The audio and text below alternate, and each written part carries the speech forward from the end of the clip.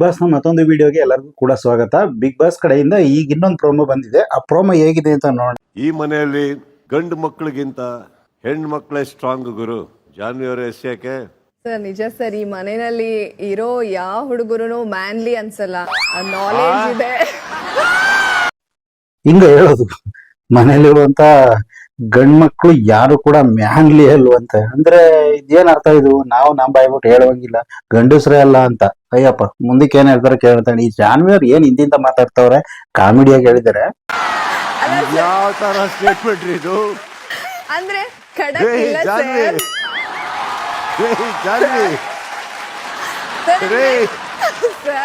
ಸುದೀಪ್ಗೆ ತಲೆ ಕೆಟ್ಟೋಯ್ತು. ಏನ್ರಿ ಏನ್ ಹೇಳ್ತಿರೋದು?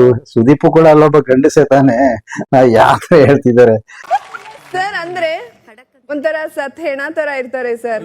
ಫಾರ್ ಎಕ್ಸಾಂಪಲ್ ಸರ್, ಅಂದ್ರೆ ಇಲ್ಲೊಂದು ಗೇಮ್ ಮಾಡಿಸಿದ್ದಾರೆ ಬಿಗ್ ಬಾಸ್ ಮನೇಲಿ. ಈ 12th ಸೀಸನ್ ಅಲ್ಲಿ ಗಂಡ್ ಮಕ್ಳಿಗಿಂತ ಹೆಣ್ಮಕ್ಳೇ ಸ್ಟ್ರಾಂಗು. ಎಸ್ ಆರ್ ನೋ ಅಂತ ಕೇಳಿದಾರೆ. ಅದಕ್ಕೆ ಎಸ್ ಆರ್ ನೋ ಕೇಂದ್ರಲ್ಲಿ ಎಲ್ಲರೂ ಕೂಡ ಎಸ್ ಅಂತ ಕಳ್ಸಿದ್ದಾರೆ, ತೋರಿಸಿದ್ದಾರೆ. ಅದ್ರಲ್ಲಿ ಮೊದಲು ಜಾನ್ವಿ ಕೇಳಿದಕ್ಕೆ ಹಿಂಗ ಹೇಳುದು, ಯಾರು ಕೂಡ ಮ್ಯಾನ್ಲಿ ಇಲ್ವೇ ಇಲ್ಲ, ಎಲ್ರು ಕೂಡ ಸತ್ ಹೆಣ ತರ ಬಿದ್ದಿರ್ತಾರೆ ಅಂತ ಹೇಳ್ತಾರೆ. ಮುಂದಕ್ಕೆ ಏನ್ ಹೇಳ್ತಾರೆ ಸರ್? ಈಗ ಸೂರಜ್ ಒಂದ ಎನರ್ಜಿ ಏನು ಇರಲ್ಲ. ರಿಷಾ ಬೇಗ ಬಾ 5 ನಿಮಿಷ ಅಂತ ಸೂರಜ್ ಬೆಳಿಗ್ಗೆ ಹೇಳ್ಕೊಂಡೋಗ್ರಿ ಜಾನ್ವಿ. ಸೂರಜ್ ಅದಕ್ಕೆ ರಿಷಾ ಬೇಗ ಬಾ 5 ನಿಮಿಷ. ಅಂದ್ರೆ ಸೂರಜ್ ತುಂಬಾ ಒಂದ್ ರೀತಿ ಮೂಡಿ ಫಲ ತರ ಮಾತಾಡ್ತಾನೆ ಅಂತಿದ್ದಾರೆ ನೋಡಿ. ಗಿಲ್ಲಿ ಅವನ್ ಸೊಂಟನೇ ಇಲ್ಲ ಸರ್, ಯಾವಾಗ್ಲೂ ರಘು.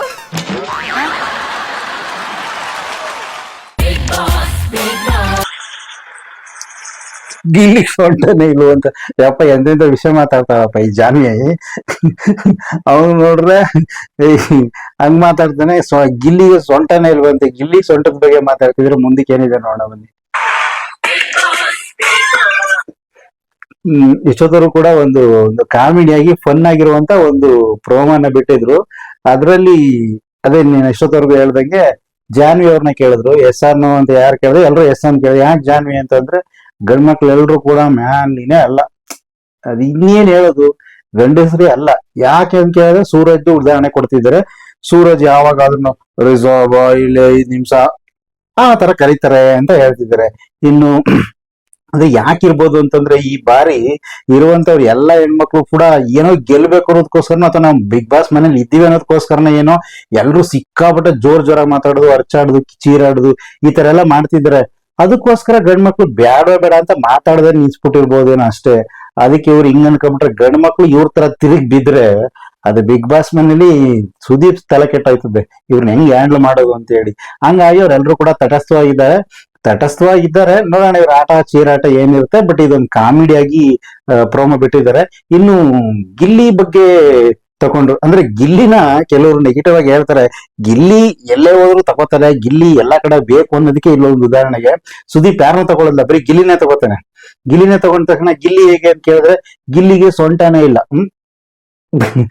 ಅಂದ್ರೆ ಅವ್ರು ಹೇಳಿದ್ ಯಾವ ಅರ್ಥದಲ್ಲಿ ಅಂತಂದ್ರೆ, ಯಾವಾಗ್ಲೂ ಕೂಡ ರಘುವರ್ನ ತಬ್ಕೊಂಡು ಉಳ್ಕೊಂಡು ಅವ್ರನ್ನ ಅಪ್ಕೊಂಡು ಅವ್ರ ಸೊಂಟದ ಮೇಲೆ ಮಲ್ಕೊಳ್ಳೋದು, ಭುಜದ ಮೇಲೆ ಮಲ್ಕೊಳ್ಳೋದು, ಇದು ಮಗು ತರ. ಯಾಕಂದ್ರೆ ಅದೊಂದು ದೈತ್ಯಾಕಾರದ ಬಾಡಿ, ಅದ್ರ ಮೇಲೆ ಹೋಗಿ ಇದ್ ಮಾಡೋದು ಮಗು ತರ, ಒಂದ್ ರೀತಿ ಅಣ್ಣ ತಮ್ಮನ್ ತರ ಕಾಮಿಡಿಯಾಗಿ ಓಡಾಡೋದ್ರಿಂದ ಯಾವಾಗ್ಲೂ ಕೂಡ ಗಿಲ್ಲಿ ರಘುವರ್ನೇ ಇರ್ತಾರೆ. ಹಂಗಾಗಿ ಗಿಲ್ಲಿಗೆ ಸೊಂಟನೇ ಇರೋದಿಲ್ಲ ಅಂತ ಹೇಳಿ. ಅಂದ್ರೆ ಒಂದ್ ರೀತಿ ಫನ್ ಆಗಿ ಚೆನ್ನಾಗಿತ್ತು. ನೋಡೋಣ ಇವತ್ತು ಅದೇನೇನ್ ಬರುತ್ತೆ, ಏನೇನಾಗುತ್ತೆ ಅಂತ. ಇವತ್ ನೈಟು ಸುದೀಪ್ ಅವ್ರು ಏನೇನ್ ಹೇಳ್ತಾರೆ ನೋಡೋಣ. ಮಾತ್ರ ಸೂಪರ್ ಆಗಿತ್ತು, ಚೆನ್ನಾಗಿತ್ತು. ನಮಗಂತೂ ಫನ್ ಅನ್ನಿಸ್ತು. ಏನೇ ಇದ್ರು ಕೂಡ ಅವ್ರ ಜಗಳ ಜೂಟಿ ಅರ್ಚಾಡಿ ಕಿರ್ಚಾಡ್ದಿದ್ರು ಈ ತರ ಒಂದೊಂದಷ್ಟು ಕಾಮಿಡಿ ಇದ್ದಾಗ ನೋಡೋರ್ಗೆ ತುಂಬಾ ಇಷ್ಟ ಆಗುತ್ತೆ. ನಿಮಗೇನ್ ಅನ್ನಿಸ್ತು? ಈಗ ಜಾನ್ವಿ ಅವ್ರು ಮಾತಾಡಿದ್ದಿರ್ಬೋದು, ಸುದೀಪ್ ಅವರು ಬಿದ್ದು ನಕ್ಕದಿರ್ಬೋದು, ಇದೆಲ್ಲ ನಿಮ್ಗೆ ಏನ್ ಅನ್ನಿಸ್ತು ಅದನ್ನು ಕೂಡ ಕಮೆಂಟ್ ಮಾಡಿ. ಧನ್ಯವಾದಗಳು, ಥ್ಯಾಂಕ್ ಯು. ಪ್ರತಿಯೊಂದು ಅಪ್ಡೇಟ್ಗೋಸ್ಕರ, ಬಿಗ್ ಬಾಸ್ ನ ಮಾಹಿತಿಗೋಸ್ಕರ ಈ ಚಾನೆಲ್ ನ ಸಬ್ಸ್ಕ್ರೈಬ್ ಮಾಡಿ, ಸಪೋರ್ಟ್ ಮಾಡಿ.